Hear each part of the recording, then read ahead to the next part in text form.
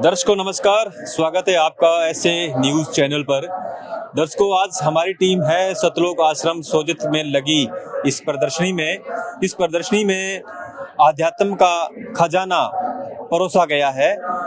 न सिर्फ शास्त्रों के आधार पर बल्कि यहाँ पर कटआउट्स के माध्यम से भी कुछ चीज़ों को समझाने की कोशिश की गई है। आप मेरे पीछे देख सकते हैं, एक कटआउट लगा हुआ है जिसमें एक डेड बॉडी पड़ी है और पीछे कुछ दिखा रखा है। वो अभी हम इनसे जानेंगे कि इस पूरे कटआउट्स की क्या है डिटेल। सर, इस कटआउट के माध्यम से आप दर्शकों को क्या समझाना चाह रहे हैं? सर, आपको ये बताना चाह रहे हैं कि आप यहाँ जैसे देखिए, इस कटआउट के आगे यहाँ पे हमने लिख भी रखा है कि स्वर्ग भेजने के नाम पर काशी में करौत लगाकर भोले श्रद्धालुओं को मौत के घाट उतारते लालची ब्राह्मण तथा भोले श्रद्धालुओं की आत्मा को स्वर्ग में जगह देने की प्रार्थना करने का ढोंग करते लालची पंडों ने भ्रम फैलाया था कि ये करौत भगवान की तरफ से आता है।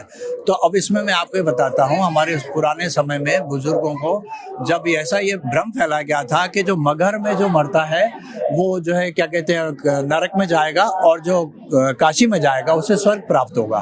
तो इस तरह से बुजुर्गों के मन में था कि हम भी स्वर्ग में जाएं। तो उसके अकॉर्डिंग जो है क्या कहते हैं उन्होंने अपने घर वालों से कहा हमारा समय नजदीक आ गया है, अब हमें जो है काशी भेज दिया जाए। तो उसको देखते हुए उनके घर वालों ने उन बुजुर्गों को काशी में भेजना शुरू कर दिया। जब काशी में कई पंडों के घर पे काफी संख्या में लोग एकत्रित हो गए तो उन्होंने देखा भाई ये तो काम और खराब हो गया।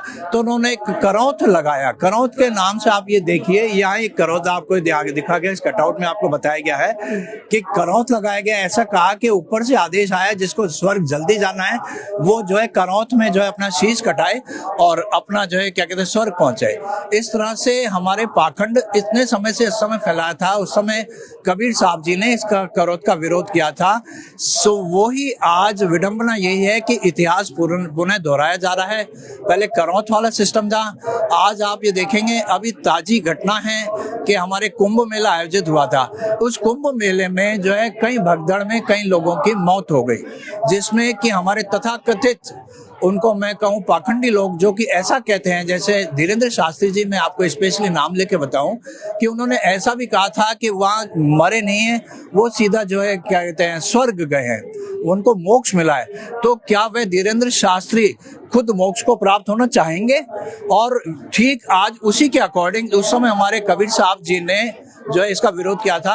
आज उसी के अकॉर्डिंग उसी के रूप में संत रामपाल जी महाराज जी कबीर के ज्ञान को बताते हुए इसका विरोध करते हुए बता रहे हैं कि ये सब पाखंड है। तो क्या आप धीरेन्द्र शास्त्री के स्टेटमेंट से सेटिस्फाइड नहीं है कि जो वहाँ मरे दुर्भाग्यवश तो उनका मोक्ष हुआ या वो स्वर्ग गए? क्या आप इस बात से सहमत नहीं है? जी नहीं, बिल्कुल भी हम सेटिस्फाई नहीं। ये कैसे हो सकता है भगदड़ में किसी की मृत्यु हो जाए, किसी के घर वालों की इस तरह से मौत हो जाए, तो आप बताएं कैसे सेटिस्फाई होगा उस घर का? तो एक आदमी मर गया, कई लोगों की वहां जाने चल गई और आप हमें ये बहला फुसला रहे हो कि आपके घर वालों का मोक्ष हो गया। बिल्कुल गलत है ये। इस तरह से फिर किस तरह से माना जाए, किस तरह से होता है मोक्ष? मोक्ष वो है कि आप सद्भक्ति करेंगे, आपका आसानी से प्राण निकलेगा।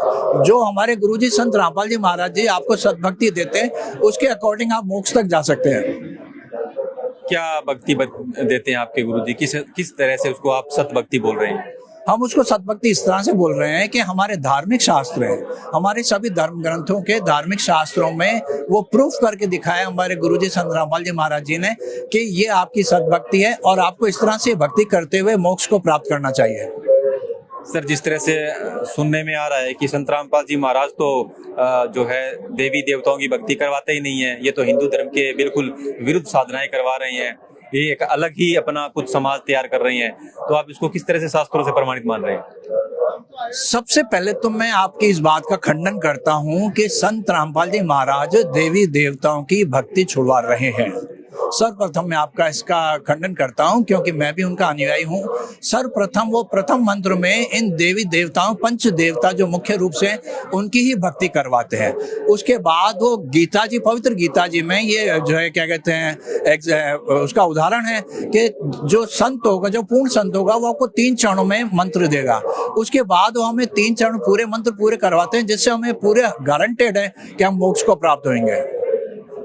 तो संत रामपाल जी महाराज ही ये मंत्र दे रहे हैं या वही एक सही संत है, इसका क्या प्रूफ है? इसका यही प्रूफ है कि संत रामपाल जी महाराज जी ने सभी धर्मों के धार्मिक ग्रंथों से प्रूफ किया है कि ये आपके भगवान है और ये मंत्र हैं, और जो कि धार्मिक शास्त्रों से भी प्रूफ है। कई पुराने संतों के जैसे गुरु नानक साहब जी के कईयों के उन्होंने एविडेंस दिए हैं कि उन्होंने भी ऐसा मंत्र का सुमरन किया। ऐसे हमें बिल्कुल कॉन्फिडेंस है कि हाँ भाई सत मंत्र यही दे रहे हैं, और आज तक किसी ने ऐसा कुछ बताया भी नहीं है। बहुत बहुत धन्यवाद। सत साहिब।